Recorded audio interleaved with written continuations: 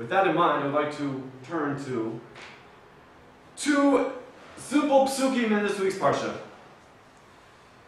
This week's Parsha contains in it the event where Balak sends for Bilam to come and curse the Jewish people. Why does he ask that they specifically be cursed and not that war be waged upon them? Because he understood that their power was with their mouth. Their leader, the Jewish leader at the time, Moshe Rabbeinu, his koach, his power, the strength that he had lied in his mouth. His ability to pray, his koach hatafila, and to communicate with Hashem was ultimately what was giving the Jewish people their success in all of their military encounters up until now. So Balak hires this man named Bilam to come and use that same weapon against them, his mouth, to curse the Jewish people, with the hopes of bringing them to their end. However, when that moment finally comes,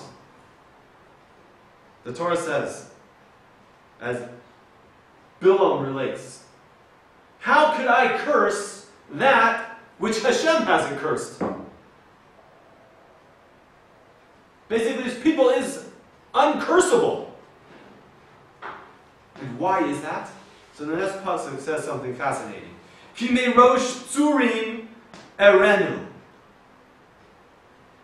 Because literally translated, from the heads or from the beginnings of the rocks, I see him. I see this nation, the Jewish people. What is this rosh tzurim? The heads of these rocks.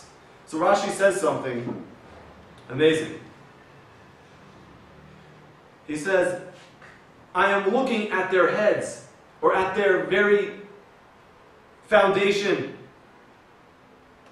at their roots. And what do I see? I see that they are meyusadim v'chazakim. They are firmly founded. They have a very strong foundation. What is that foundation?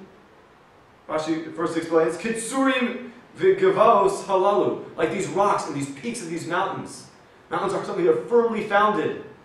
And so are the Jewish people. How? Al yedei avos ve'imahos. Because they have their forefathers, Avraham, Yitzchak, and Yaakov, and the four imahos, Sarah, Rivka, Rachel, and Leah. That is the foundation of the Jewish people, which Bilam himself recognized. And seeing that this is where this people comes from, this is their foundation, he realized there's nothing he can do. These people are like a firmly founded rock. They're not going to budge because of their ancestors, who laid the foundation for them, laid down what it was to be a Jew.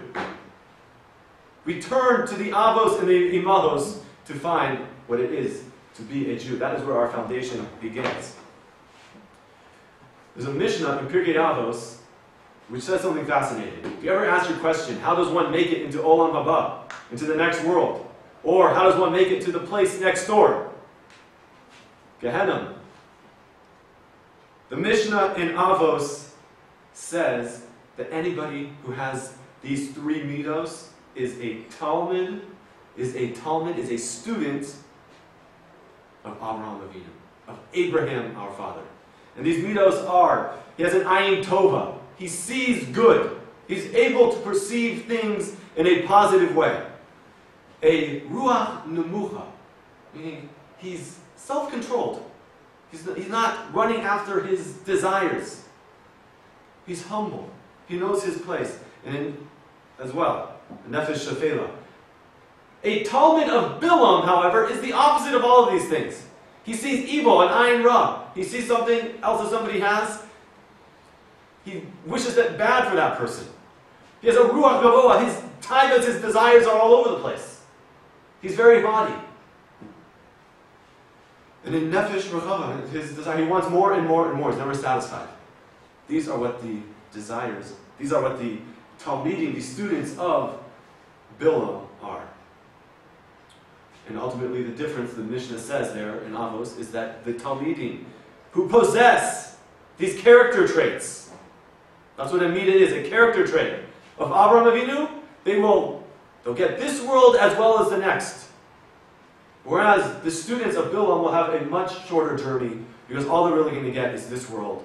But the next world is going to be in place, not too pleasant, will not be considered much of a journey. I think this is quite interesting because the Mishnah says that those who do not go to Olam Haba, to the next world, are not people who don't keep the Torah. That's not what the Mishnah says. The Mishnah says that people who possess these character traits of Bilam. So if you think about that, somebody could, theoretically speaking, be Shomer Torah in mitzvahs, be keeping the Torah and all of its mitzvahs, yet his midos are off, his character traits are off, so he is going to be off target in terms of where his final destination is going to be.